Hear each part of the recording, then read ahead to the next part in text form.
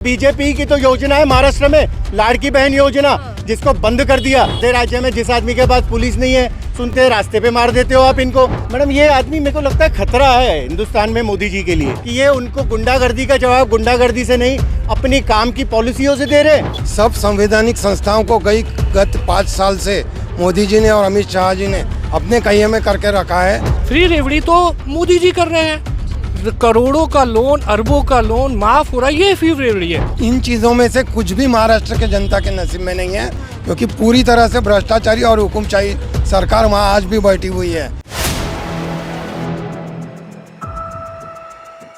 नमस्कार, आप देख रहे हैं 4 PM, मैं आपके साथ नफीसा खान। दिल्ली विधानसभा चुनाव पर पूरे देश की निगाहें टिकी और ये बात और सुनिश्चित हो जाती है क्योंकि मेरे साथ कुछ आम जनता है जो महाराष्ट्र से आई और ऑफ कैमरा मुझे मालूम पड़ा कि महाराष्ट्र के रहने वाले लोग हैं जो यहाँ दिल्ली में कुछ काम से आए हैं, लेकिन दिल्ली चुनाव की जो सरगर्मियाँ हैं वो इन तक भी पहुँची हुई है। गुंडागर्दी की कहानियाँ जो खबरें सामने आ रही उसको लेकर भी दिल्ली के अंदर बवाल है, लेकिन दिल्ली सरकार के जो दावे और जो फ्री की योजनाओं का लाभ जनता को मिल रहा है, तो क्या उससे ये लोग प्रेरित हैं? बातचीत करते हैं और समझते हैं कि क्या कुछ कहना है। हाथ में कुछ पर्चे हैं, कुछ कहना चाहते हैं, तो चलिए समझते हैं। सर आपका?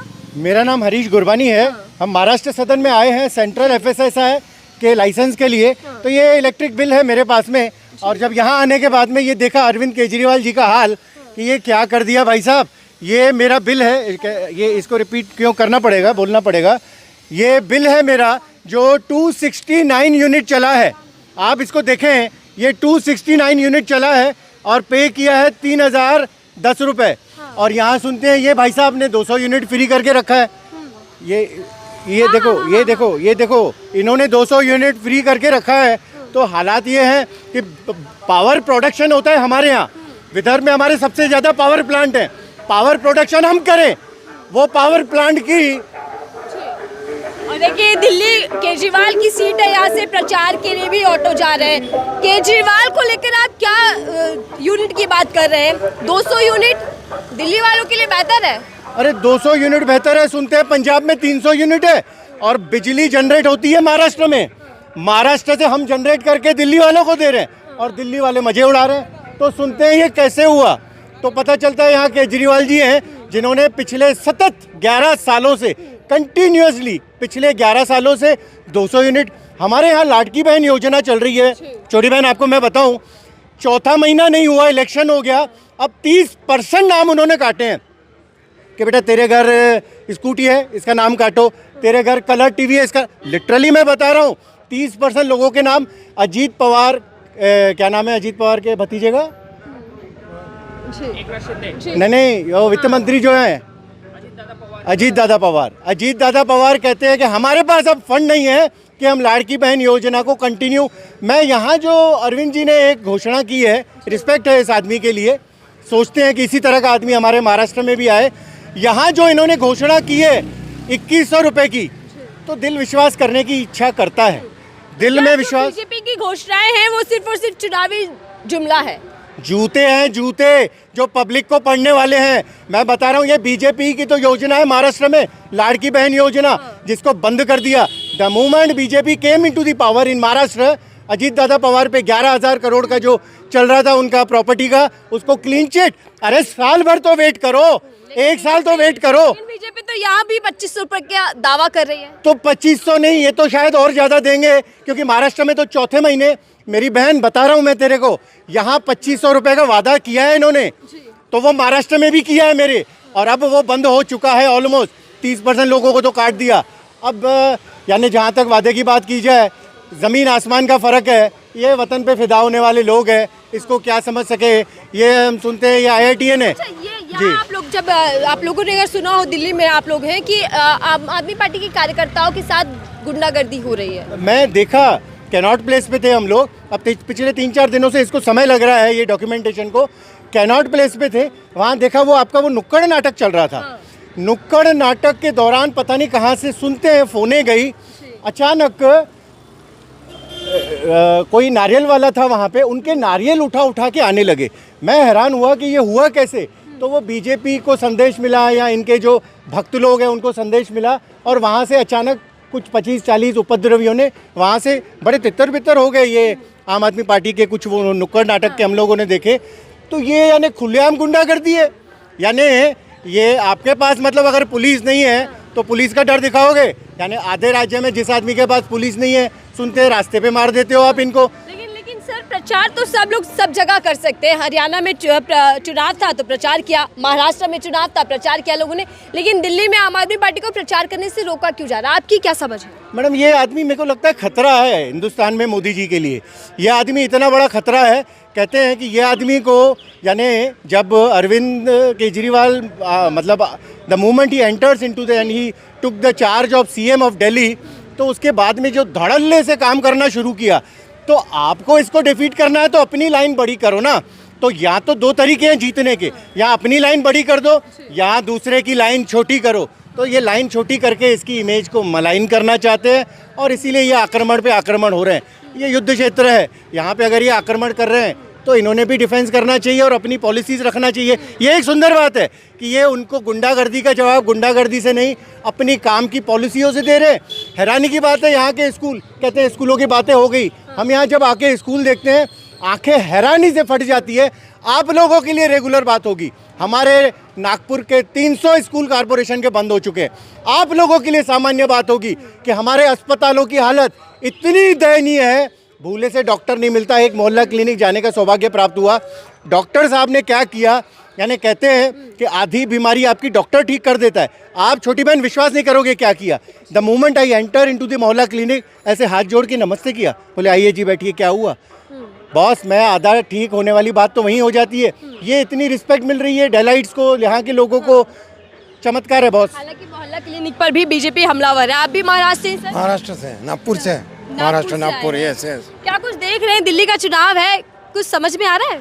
समझ में ये आ रहा है कि सब संवैधानिक संस्थाओं को गत 5 साल से मोदी जी ने और अमित शाह जी ने अपने कहिए में करके रखा है और पूरे सभी संवैधानिक संस्थाओं को अपने पकड़ में लेते हुए केजरीवाल जी को कैसे दबाना है, इसका लगातार प्रयास करना चालू किया है उन्होंने।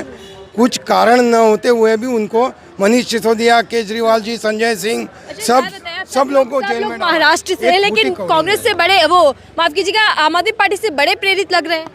हम आम आदमी पार्टी के प्रशंसक ही है, शुरू से ही प्रशंसक है और सब शुरू से ही है। केजरीवाल, मनीष सिसोदिया को जो जेल भेजा गया वो बीजेपी की चाल थी। वो पूरी बीजेपी की चाल थी, क्योंकि एक फुटी करोड़ी नहीं मिली इनके यहाँ पे, तो कौन से बेसिस पे आपने उसको ये कर दिया। एक संविधान में संशोधन करते, एक पीएमएलए दिल्ली में चुनाव है, पीएम मोदी की तस्वीर हमें नजर आ रही है, केजरीवाल जी का ये ऑटो जा रहा है प्रचार वाला। तो क्या लड़ाई पूरी मोदी वर्सेस केजरीवाल है? मोदी वर्सेस केजरीवाल लड़ाई है जरूर, लेकिन इसमें हमें ये पूरा विश्वास है कि केजरीवाल जी के काम जो है गत 10 साल से, उसको जनता पूरी तरह से जानती है और उसके सामने मोदी जी बिल्कुल फीके हैं। लेकिन यही दिल्ली है, लोकसभा था, लोकसभा में 7 की 7 सीटें बीजेपी जीत गई। मैडम, ऐसा जेल का जवाब वोट से ये चल रहा था, ये भी तब भी नहीं जीत पाए। ऐसे देश में कई कॉन्स्टिट्यूएंसी है जहाँ सेंट्रल गवर्नमेंट में जनता चाहती है किसी और को और स्टेट गवर्नमेंट में जनता चाहती है किसी और को। बस ये उसमें कौन सी सरकार दिल्ली में आनी चाहिए? आम आदमी पार्टी?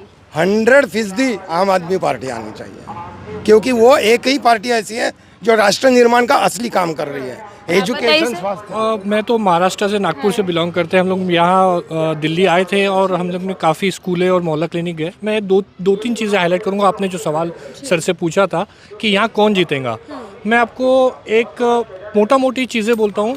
यहाँ विकास जीतेगा, यहाँ काम जीतेगा। रीज़न हमने देखा है, आज इलेक्ट्रिसिटी से बोलो, एजुकेशन बोलो, आपके हेल्थ सर्विस बोलो, आप कोई भी विकासशील कंट्री देख लीजिए, यूरोप देख लीजिए, यूएस देख लीजिए, कनाडा देख लीजिए, ये पब्लिक वेलफेयर पे ज़्यादा पैसे देती है। आज एक कॉमन आदमी को क्या चाहिए?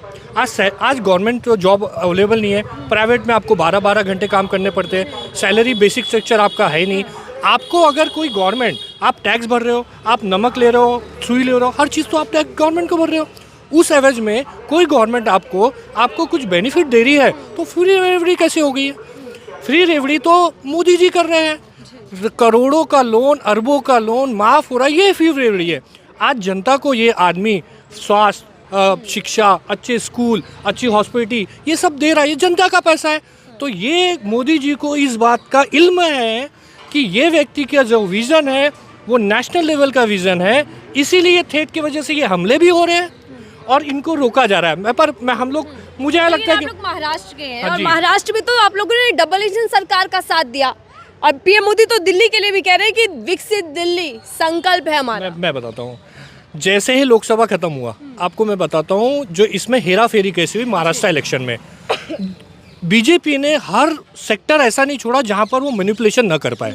उन्होंने एक जुमला दे दिया लाड़की बहन का, एडवांस में उन्होंने 3 किश्तें दे दी। ये रिश्वत ही बोलूँगा मैं आपको, एक तरीके से रिश्वत दे दी। 3 किस्त दे दी उनको 4,500 रुपये की।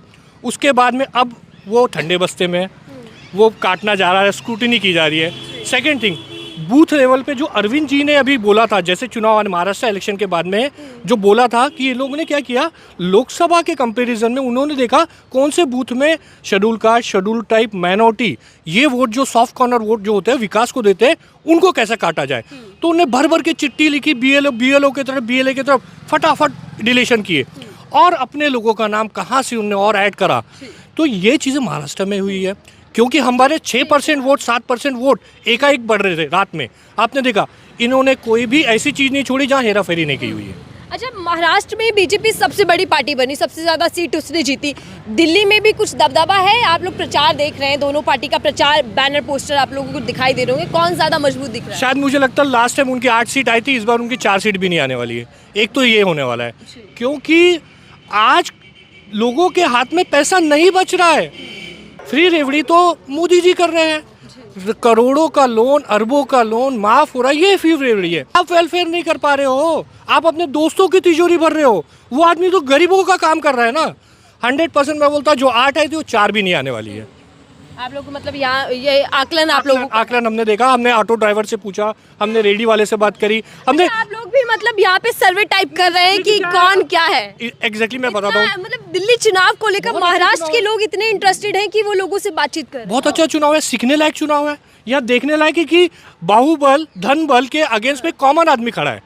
उसके पास पैसा नहीं है, पर उसके पास में वॉलेंटियर्स की ताकत है, उसके पास में ऐसे ऐसे कार्यकर्ता की ताकत है जो हमेशा उसके पीछे खड़े हुए हैं। उससे कहीं तो डर है। लेकिन भ्रष्टाचार का आरोप भी है, हाँ, जेल में रहकर बड़ी आए, पूरी कैबिनेट लगभग जेल में रहकर आई अरे है। मैं तो- उसके बाद अब फ्री की रेवड़ियां एक के बाद एक तंज कसे जा रहे हैं आप मैं लोग। कानून का विद्यार्थी हूँ, मैं एडवोकेट हूँ। मैं तो आपको थोड़ा सा इसमें बता देता हूँ आपको। चलिए, अब आप वकील हैं तो वकील से ही समझ लेते हैं।